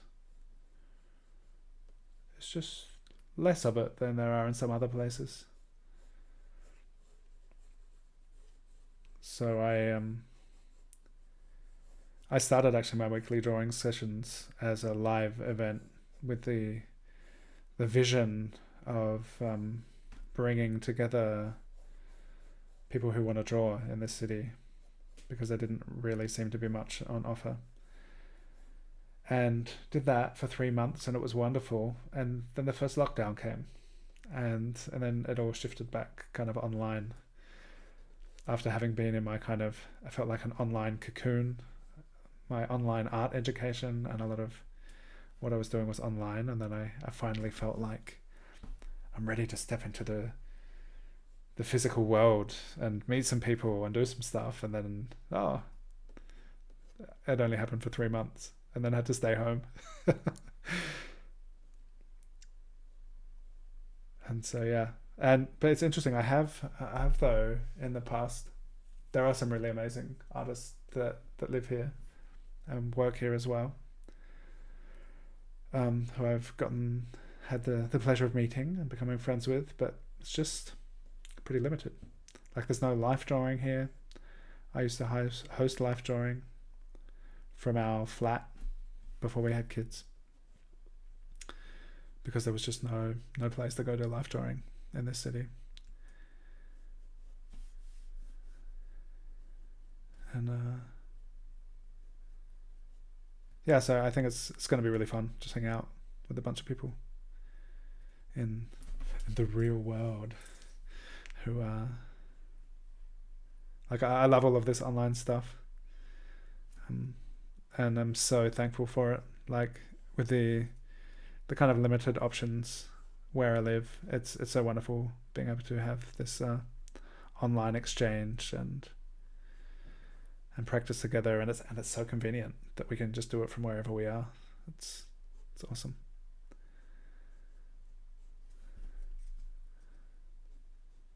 But it's going to be fun looking at some other people's artwork and faces without the medium of the screen in between.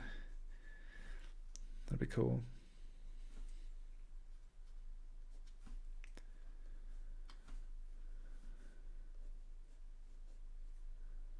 I don't know. Yeah. That's how I heard it. I was chatting with Lena Coy on Thursday, and she was like, "Oh, take lots of pictures." I was like, "Oh yeah." So I'll share some of the experience for sure.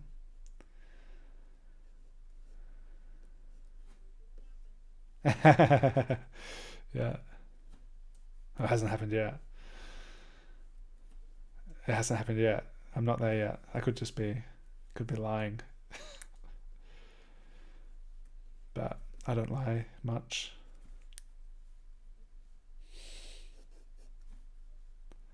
I wasn't sure if I was like, oh, it's so cool. It's a big deal taking time out of the family with our 3 kids, and they're intense. They're wonderful and intense. So it's like, oh, can I do this? Like, step out of the family for a weekend. And Kira was like, if you want to do it, you think it's going to be good, then you could do it. So thanks, Kira.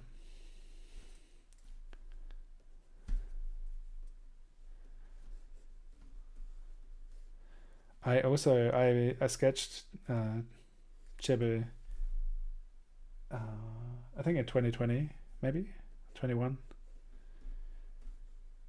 from the Kenyo reference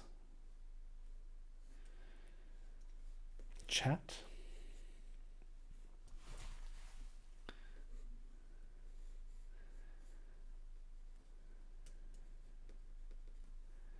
And I'm really interested to see everyone's work in the exhibition, because I think there's a really Tsjebbe also has a photography account on Instagram, which if you head over to Tsjebbe's main account, I think they've also put the photography account in there. You can check that out too. And there's a lot of people working in like really different genres, doing landscape or portraiture, or kind of there's just a wonderful diverse range of things that people are creating. So I'm really interested to see what's going to be in the show.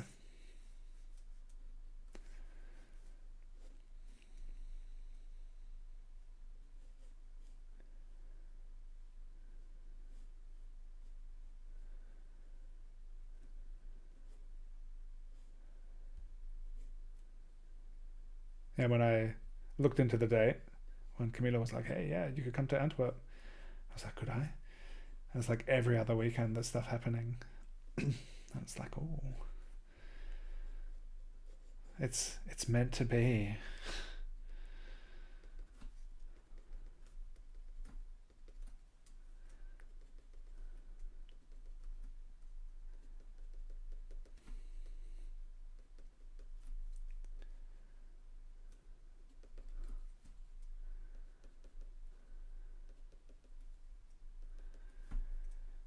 And Tsjebbe is going to be a guest on Drawn Together as well, I think on the 25th. So this exhibition is going to go for 3 weekends.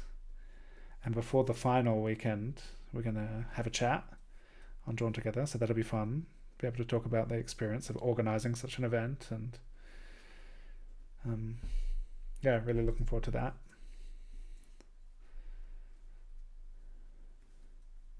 I actually asked if this Thursday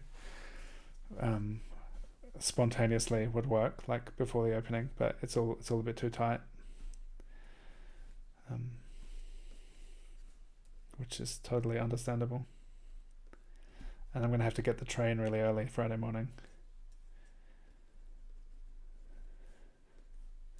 So Shannon said she might do some live streams called Drawn Apart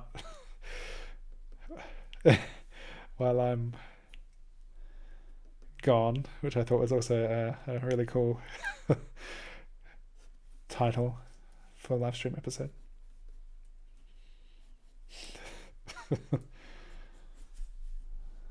Go for it, Shannon, in case you're watching this after playing with your plus nuts.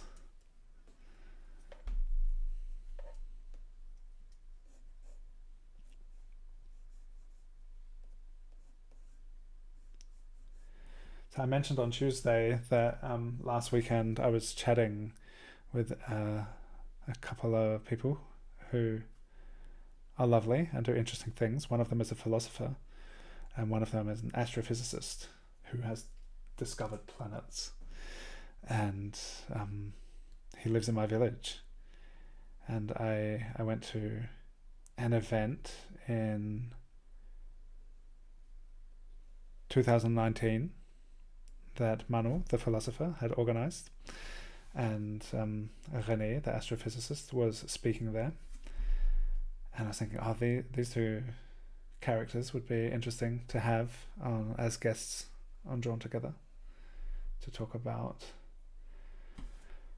I guess, contemporary philosophy and what it's like discovering planets.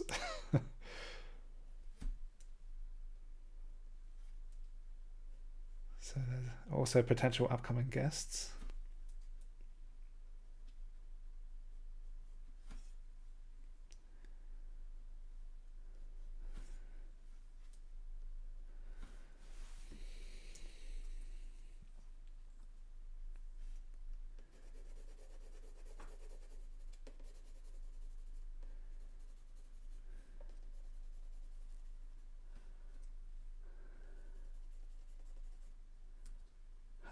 Janet, using water-soluble pen, and you'd also love to win a drawing. If you have not yet said that you would love to win a drawing, or like to, or that you're interested in winning a drawing, now's the time. This is our last our last portrait together. Unfortunately, I don't have a streamlined process for doing this where I can quickly announce it at the end of the chat. But I make a little spreadsheet. I put everyone's names in there who said that they would like to win. And then I use a random number generator, random.org, to choose the winner. And then I'll be in touch and let you know. I'll send it anywhere with a postal address in the world, on this planet.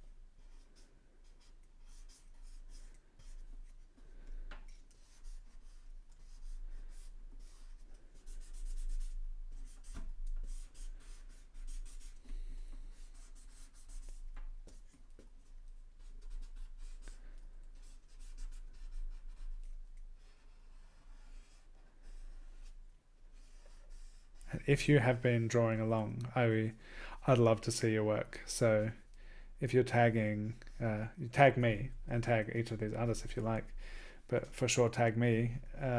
If you're sharing to stories, then I can like really easily share it to my stories. And even if you're watching the replay of this, you can tag me. I'd love to see it. And yeah, use that hashtag drawingwithdylan.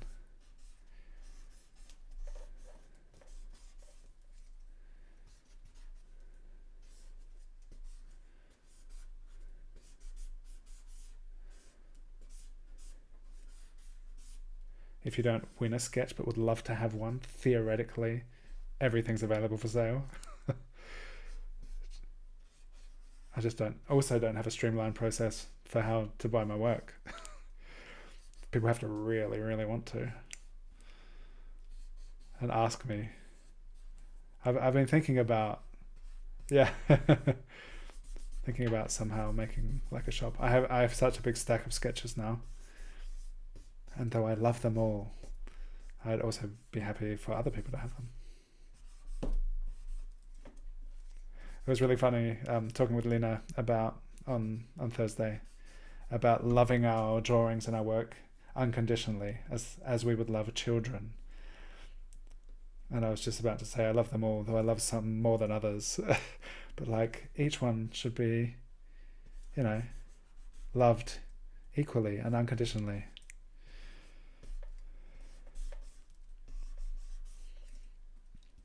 That was a really interesting kind of way to think about our work. And our work as being like a part of ourselves and being kind to ourselves and our work and showing it the unconditional love it deserves.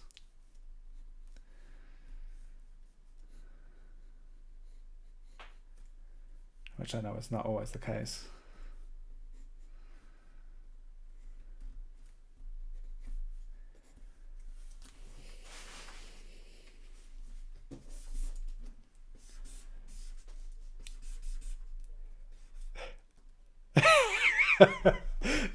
That's perfect.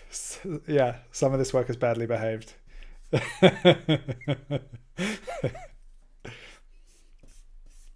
But does that mean it is less worthy of love?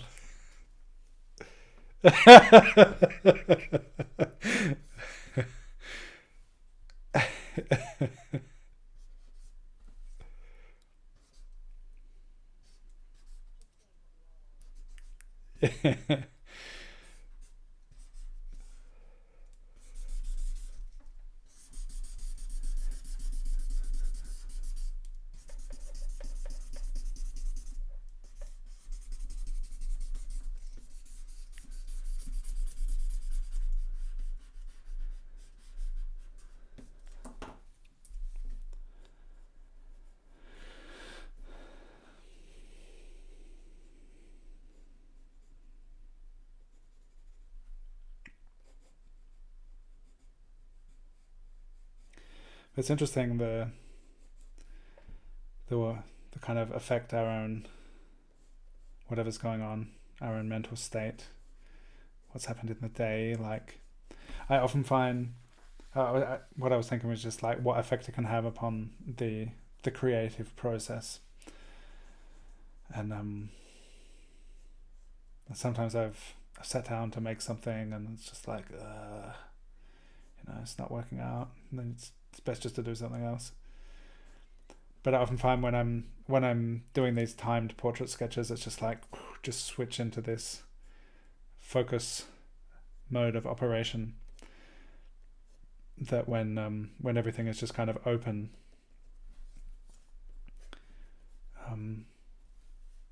that I'm not always operating in that kind of state. And then it's just kind of interesting, because on Tuesdays I host these weekly sketching sessions, and sometimes I feel like I'm getting a cold and I just feel really tired. It's like, oh, I could go to bed. It's like, oh, I'm hosting drawing, and even if, like, right before I feel like going to bed, once I sit down and start sketching and start talking with everyone, it's like, wow, it brings its own kind of focus and energy, which is really, really cool.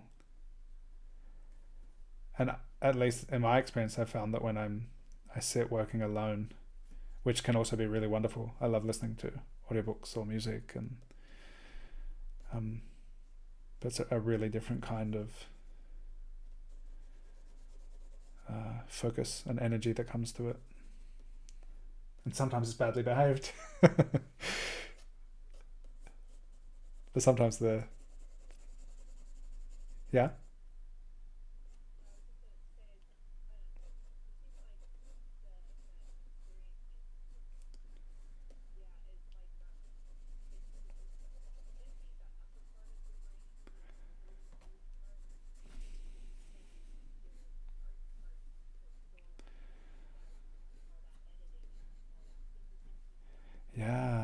Yeah. That's so interesting. Yeah.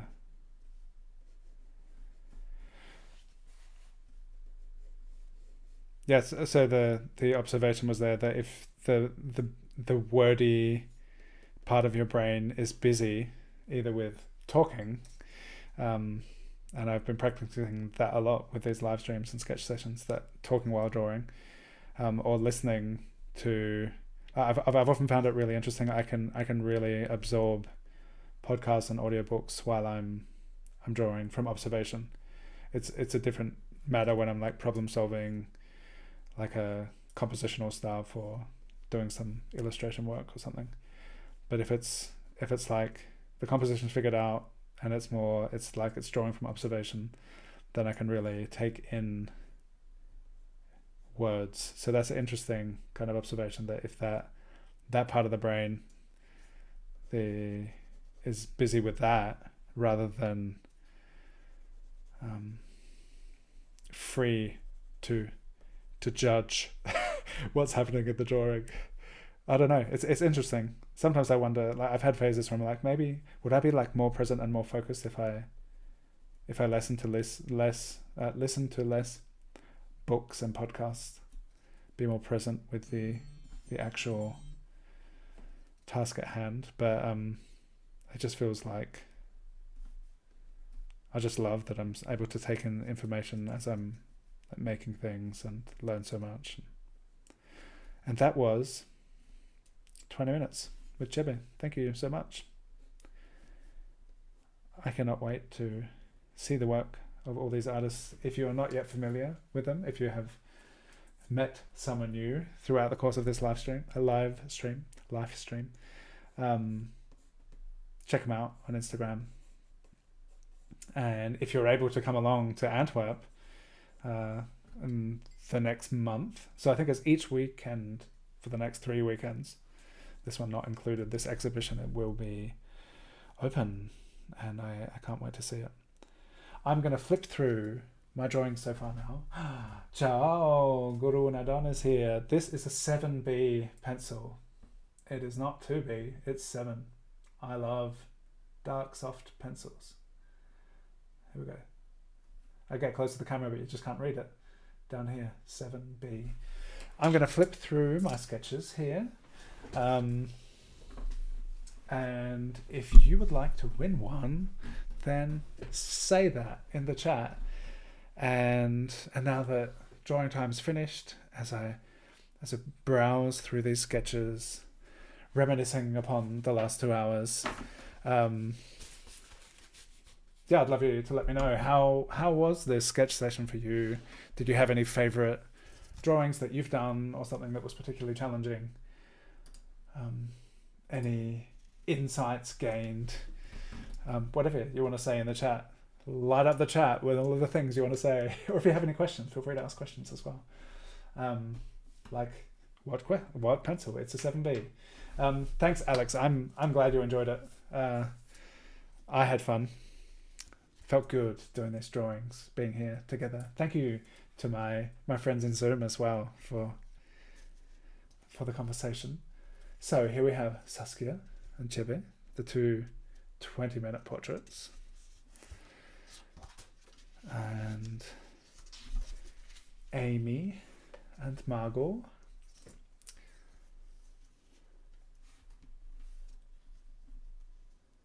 Forg. Alexa would love to win a sketch. Who else? Anyone else? Peter and Yasmine. Thank you so much for joining, listening in as you're painting along.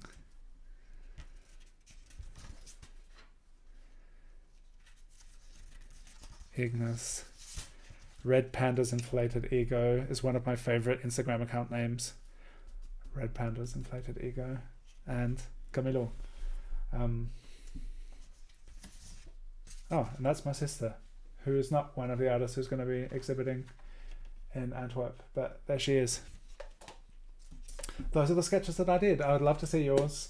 As I just mentioned, you can use these hashtags over here. What have I got? Drawing with Dylan, 10-minute portrait. You could also hashtag Canyo if you like.